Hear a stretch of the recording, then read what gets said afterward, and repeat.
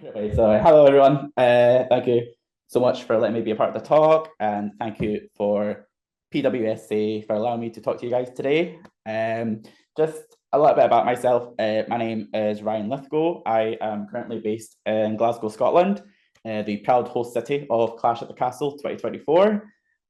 Just a little bit about myself in terms of my background. I have a background in theatre, predominantly specialising in playwriting and dramaturgy, in particular paying close attention to how stories are constructed and how they can carry meaning within their work. And I've always loved like working in theatre, and I've always loved being a fan of professional wrestling ever since I was at a young age. But I always saw them as separate entities. I always saw theatre as theatre, and I've always saw professional wrestling as professional wrestling. So I never thought these two could ever cross paths. It wasn't until the year 2022 we have something in Scotland called the Edinburgh Fringe Festival. I saw a show called Mythos Ragnarok, which was a retelling of the Nordic myth Ragnarok, but the presentational form of the show was that of a professional wrestling show, and its cast were wrestlers based in UK over here. And I was at this moment where I had this epiphany moment, or almost like a light bulb moment, that I had this thought of being like, oh my goodness, professional wrestling is theatre. And my two worlds just collided right in front of me. And since that day, I have been arguing the fact that wrestling is a form of theatre. It should be looked at as theatre, it should be studied as theatre. And today I hope to show you a sliver of how wrestling can be read as theatre. Through the practice of dramaturgy as my main methodology, I adapted the concept, as you will, or theory of kayfabe, and I turned it into its own unique dramaturgical framework and theory. And I asked myself the question, the main research question was, what is the dramaturgical significance of kayfabe used to tell a story within the form of professional wrestling? So you're probably thinking, what does dramaturgy mean and how does it relate to professional wrestling?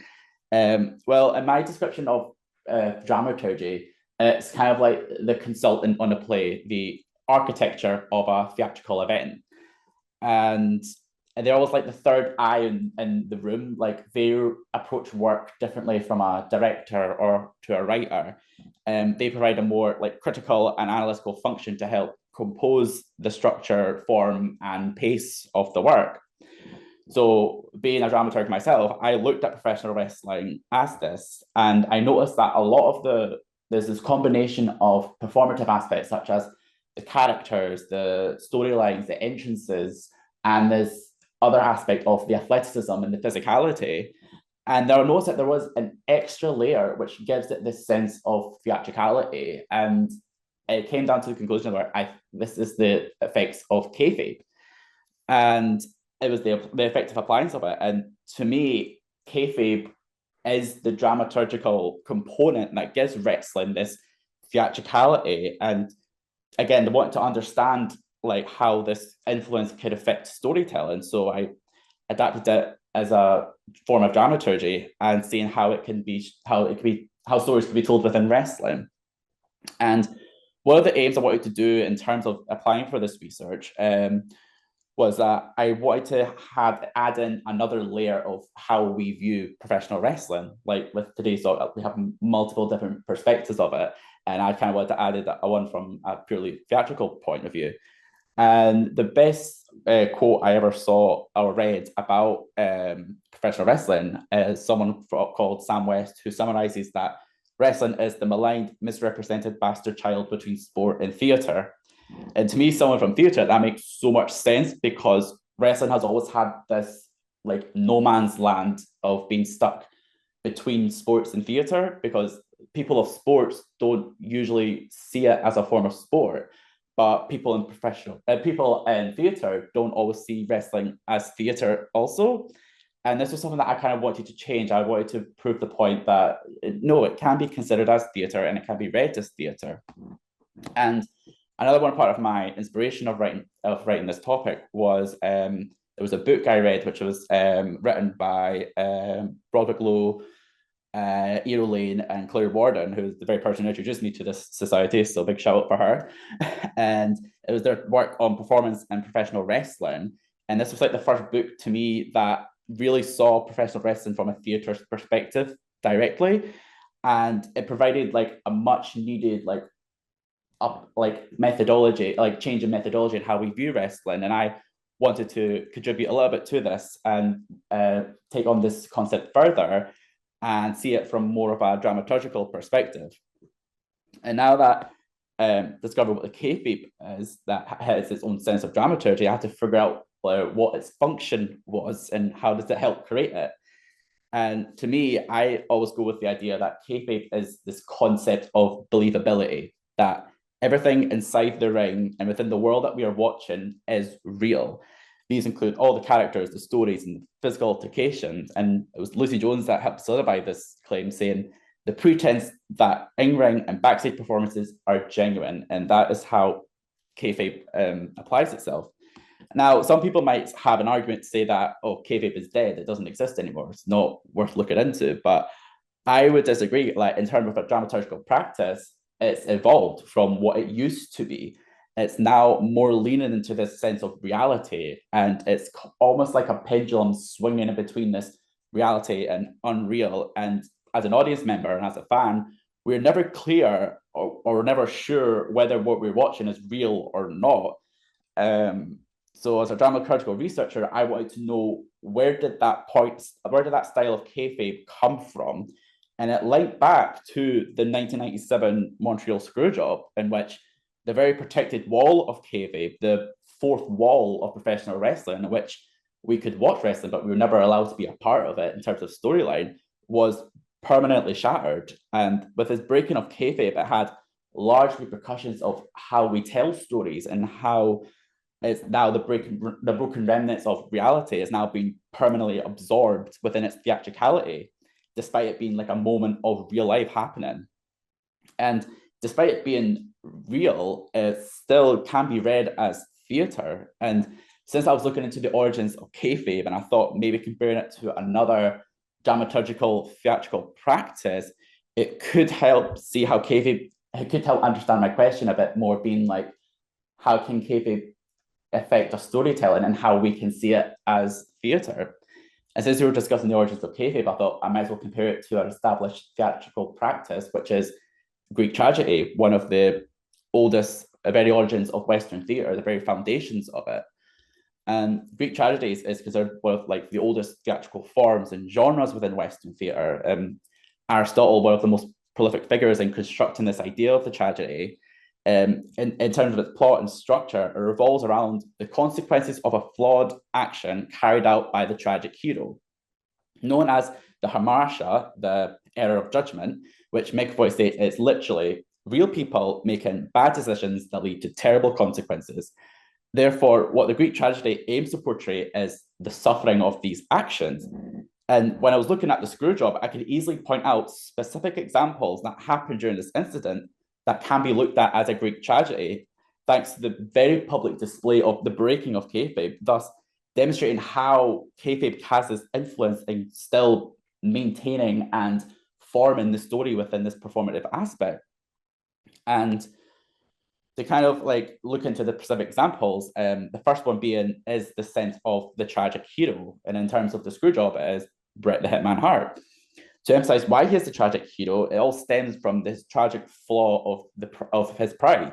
This is a typical theme in most Greek tragedies, such as Antigone and Oedipus, and the fact that he refused to drop the belt to Shawn Michaels and he refused to lose in Canada spurred on the consequences of event that led to Vince McMahon to legitimately screw Bret out of the championship. This sense of pride that Bret Hart had for possession this belt makes the illusion now that Bret himself wanted to be seen as the champion. He wanted to maintain this character illusion. But yet, unfortunately, this pride was led to his own demise. And not only did kayfabe illusions shatter for the audience, it also shattered for Hart himself. The point here illustrates that despite the reality of the situation, Hart is demonstrating a clear character arc of that of the tragic hero in the Greek tragedy. It is the consequences of his actions. And next we move on to the mimesis, which and I understand it as the kayfabe of Greek tragedy. It's literally the imitation of reality within an artistic medium. Therefore, mimesis and kayfabe are both representations of reality within fiction. And mimesis within the world of Greek tragedy must reflect and reinterpret the world around them to maintain the universal values and themes of a cathartic release of emotion within its work. In other words, within the world of professional wrestling, kayfabe and mimesis share very similar qualities, and kayfabe, like mimesis, is being viewed as an immovable function that contributes to the typical narrative they portray. Therefore, mimesis helps present the illusion that invokes an emotive response to the performance.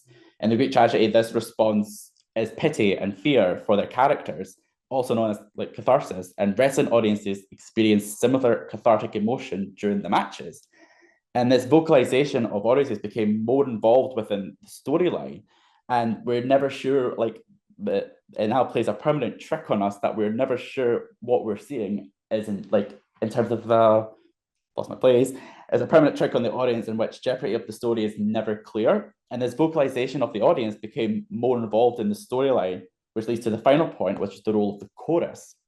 Within Greek tragedy, the chorus acts as a narrative device to help the actors on stage to tell the story.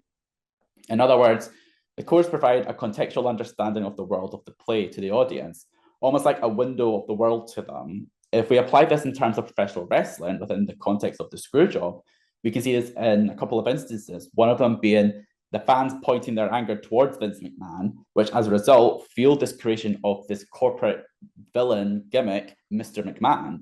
And the audiences became actually aware that McMahon legitimately screwed Hart out of the championship. Therefore, the company and WWF at the time faced a dilemma in which real-life theatrics that were transpiring were now being spilled towards their own narrative, and they can no longer control it. As a result of this, they had to take the broken remnants of kayfabe illusion and reconstruct a new version of that kayfabe that manages to maintain this theatricality, maintain the fiction. And perfectly summarized by Jones again, she states that fans cheer, boo, chant, and hold up homemade signs expressing their thoughts and feelings about the in-ring characters. The wrestlers, in return, play up to the audience, encouraging the chants and the cheers. Therefore, kayfabe, in terms of dramaturgy, created an unspoken partnership with the audience and allowed the audience to become immersed within the story. And like the chorus of a Greek tragedy, they are in the background constantly, but still passing judgment because of this. And also, wrestling audiences represent this public voice of the narrative by commenting the action and guiding the story along, thus demonstrating its cathartic release of emotions repressed by fear and pity. And the catharsis in Greek tragedy is the release of emotions, especially through the repressed emotion of said fear and pity. The audience endures this during the tragedy, and professional wrestling, especially in relation to the Screwjob, thus has been linked to the chants, especially towards Earl Hebner himself, or "You screwed Brett."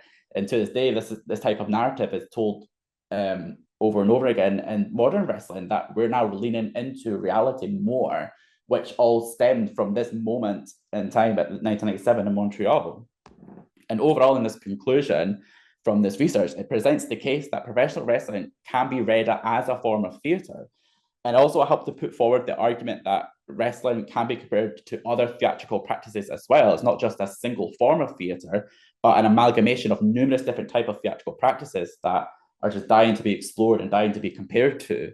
And this dramaturgical research establishes that we can view wrestling as such, and there's not just one way to do it. It also shows that kayfabe does have potential to become its own dramaturgical theory, its own dramaturgical practice. And the only way I can describe it is literally in terms of theatre. Kayfabe dramaturgy is in its NXT era in terms of theatre. That is in development, but it does have the potential to make it work, and it does have potential to find its way into theatre someday. And to me, it should be theatre, it should be read as theatre, and it should be studied as theatre.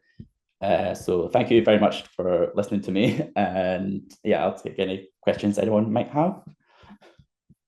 Awesome. Nice job, John. Ryan, I'm sorry. I was saying John in the chat actually did put something in here as a fellow drama researcher. Are you familiar with Trafford Tansey? That play from 1980. The use of real within the play might be interesting to you.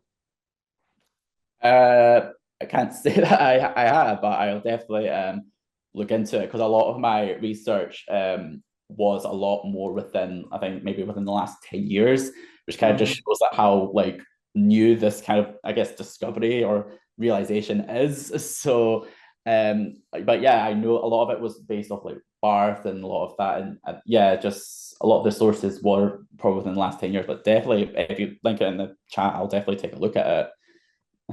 Awesome. And I think Lee, you got a question. Yeah, I really enjoyed your talk, Ryan. Another production you may not be aware of was a staging of the Ring Cycle in 2010 by a Brooklyn-based theater company that had a lot of graduates from Columbia University, where I went to school. I'll put a link to the production in the chat. It had a lot of the qualities that you're talking about. There was a Greek chorus kind of, which were the, I can't remember what they were called from the Wagner Ring Cycle, but it had a lot of those characteristics. The main characters were professional wrestler takeoffs. There was a Macho Man Randy Savage type and other wrestling archetypes in the production. So it was a lot of fun. You might find it interesting. So I'll throw that in there. Yeah, definitely. Thank you. Very cool. Are there any other comments or questions for Ryan? Listening to analysis of incidents that haven't before. Yeah, I forget, some of us are on the younger side of the spectrum. So it's funny because yeah, some of us like remember where we were, right? It is one of those you remember where you were when moments, right? Like that Montreal Screwjob is one I remember sitting on the floor like, what?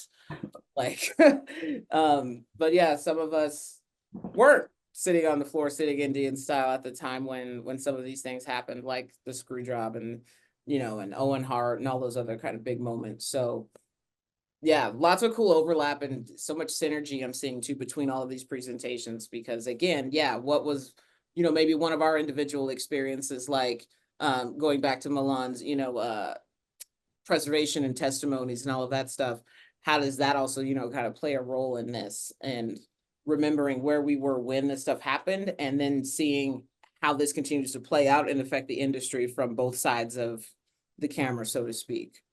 It's really cool stuff. Any other comments, Ryan? For me personally, not really, I guess myself, but I say like, yeah, I think because when I was studying at the University of Glasgow, and this idea of wrestling being theater was just in my mind, and I obviously became the person, like all my work kind of centered around that. So it was very cool that, and when looking at this, it's just it's like the one chapter out of like my thesis thing. So I did a couple more theatrical practices in terms of its comparison. But yeah, it was very much like when I watched that show in 2022, it just completely like opened my eyes, because I think it was the first time I saw it in a theatre environment, and I think ever since there I've not able to look at it back ever since. And like the idea of like kayfabe, I think this idea kind of reunited again, and again at Survivor Series last year, when we also saw the clip of Seth Rollins being held back by Michael Cole, and in my head I'm going, was that real or was that fake? I don't know anymore. It's that thing where that's just the beauty of wrestling, where we just never know what's real and what's fake, and it all kind of links back to that time in Montreal in 1997, where it's now just out there. We can never be sure anymore.